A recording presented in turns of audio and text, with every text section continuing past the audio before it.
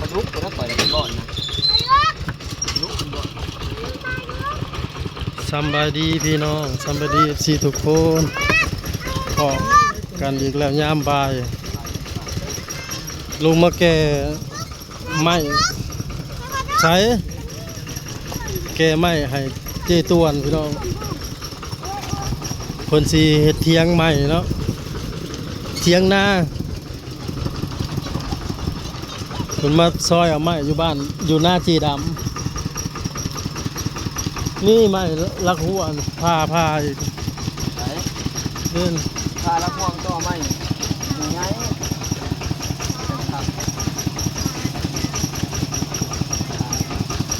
ลมยังแป้นว่าซั่นเครื่องมันน่ะคนเมื่อแต่วานพุ่นไก่ที่ลงไปค้นซอยบ่หรือลงไปสอบบ่ฮะเออ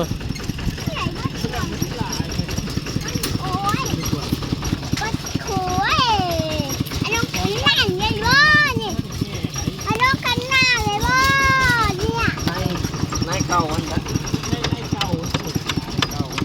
รวมหมดนี่มีอยู่20เครื่องมันน่ะ24ตัวบ่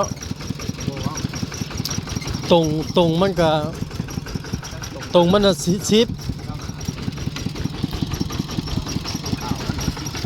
ตัว ข่าวละ12รวมละ40ปลา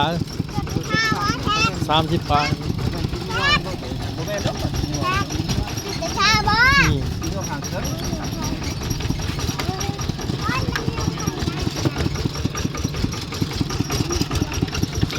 บอกเขาเจ้า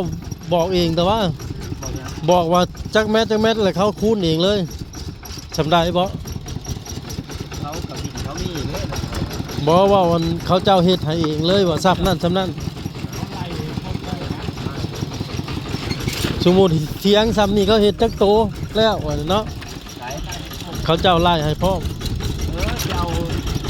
ไหนพวกไหนเงาไหนแบบเขาแบบรัดหายหมดแล้ว คงเขาเจ้าเคยเฮ็ด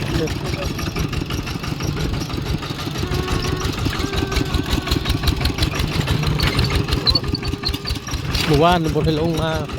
ว่านเขาสวยเติม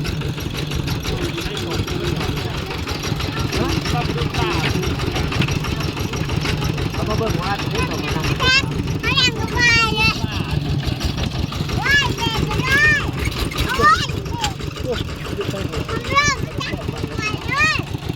ก็ต้อง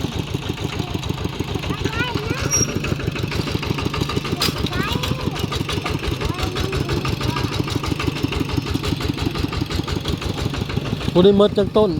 4ต้น ใครจะมีแป้นถ้าผมมีแป้นแห้งลำบาก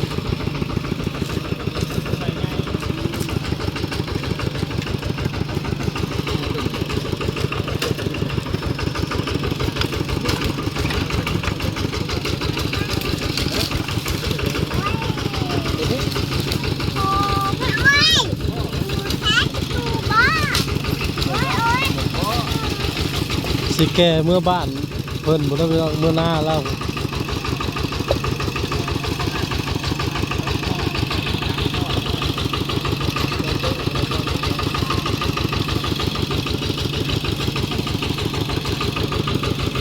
แป้นมันงามอยู่แล้วไม่ตันครับก็ต้อง ใช่บอกคุณนะ บ่ได้ซื้อนะขึ้นไปทั้งนั้นเลยบ่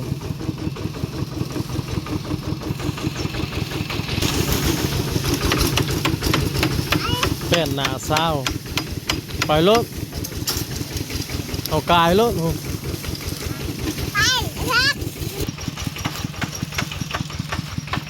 ั่นน่ะ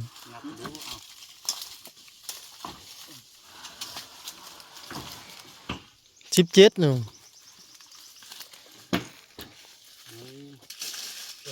คักกะลีแป้นบ่ต้องเซาะก็ได้คนเลยแม่คนหัวสิคนน่ะ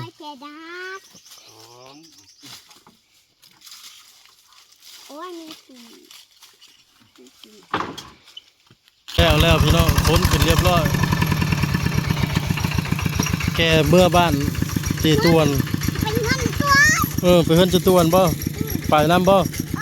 คันสิไปสบดีปะลุงอย่าเผาใกล้รถมันถอยจังนั้นพอเฒ่าเอาใส่หมวก ให้หมวกกรุงไทยวะ หหมวกกรุงไทยวะ มวกเฒ่า หมวกอัน จักแผ่นก็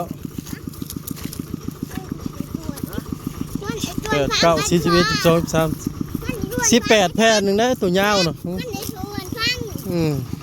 18 โอ้ยมันอยู่ที่นู้น 29แผ่นตัวสัน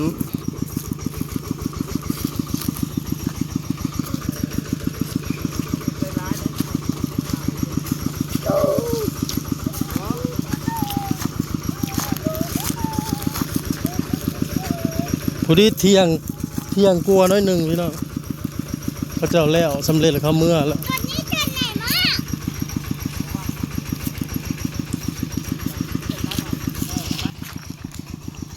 าป้าพี่มาทั้งพี่ จะไปทางหลังรถได้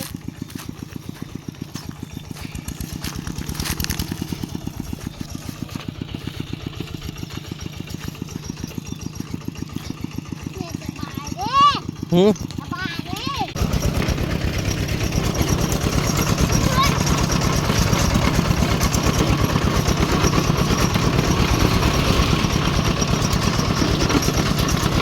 ผ่านบ้านน้ำมงไปนาหัวคำไก่เติบ มันพัน มัน พัน ไก่เติบเนาะมาหอดวัดเลยมีทางโค้ง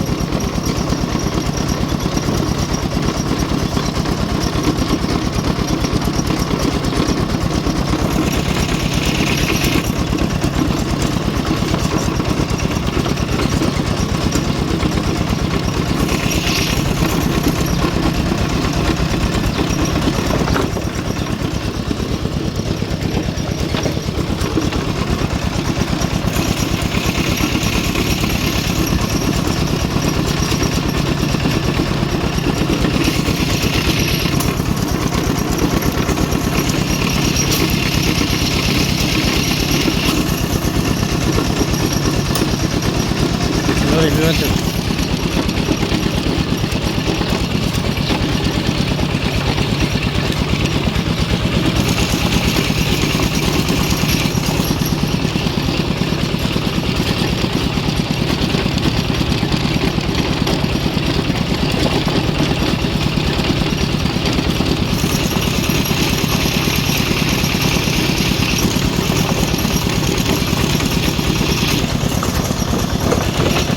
สิฮอดครัวแล้วบ้าน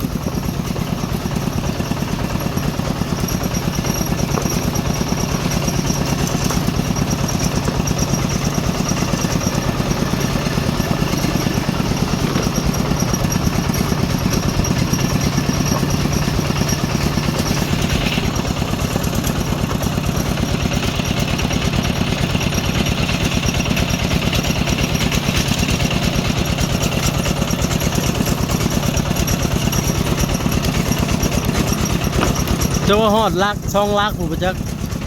ฮะ จะหนีไปหน้าจะฮอดช่องลักผู้ประจักษ์ หัว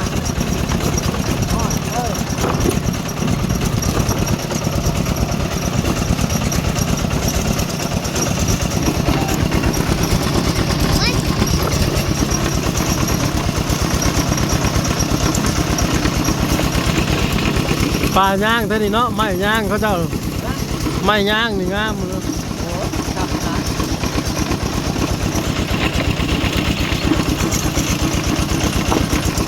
นะ น้ำมีแต่ได้หนีได้น้ำ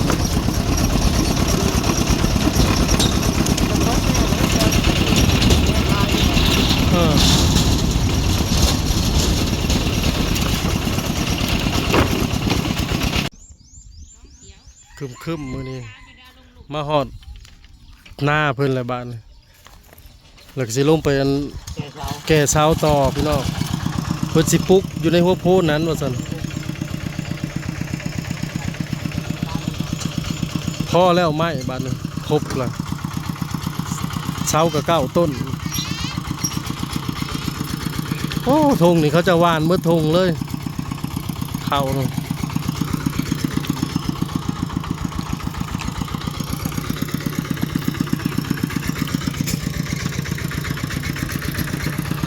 แต่ก็คักอยู่หน้าทางนี่มันออกไปปุ๊กขึ้นนี่ก็ได้เรื่อง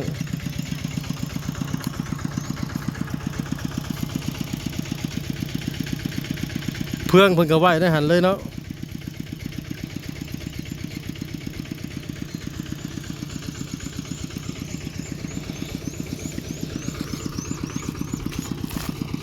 เสา9 ต้นพี่น้องสีไซเที่ยวละ3 ต้นบ่ใส่ลายมันนะลงไปเอาอยู่ลูก3เอา3 เที่ยว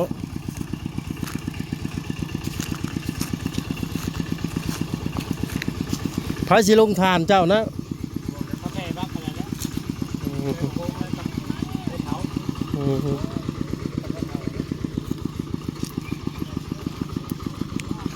โอ้เขาจะหวานหมดเลยนี่แล้วอะไรทงนี่หวานเลยก็อ้อมเลยเขาอันฉีดแล้วฉีดหญ้าคุ้มหญ้าแล้ว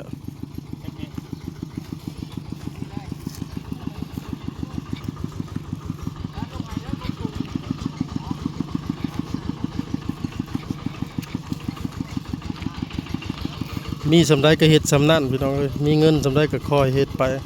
คันบ่เฮ็ดมันบ่ได้เด้อเสียไปก็เสียย้อนเฮ็ดสร้างครอบครัวมันต้องก้าวหน้าก้าวเท่าละน้อยก็ยามันคะแนนมันได้ก้าวปีนี้ได้ยกโครงมูลค่าปีหน้าได้พาถือว่าแล้วไปนำได้เสาเพิ่น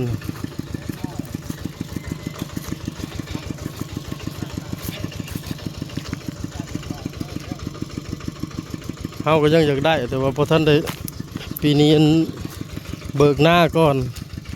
ปีหน้าจะชื่อว่าหาเงินโฮมไว้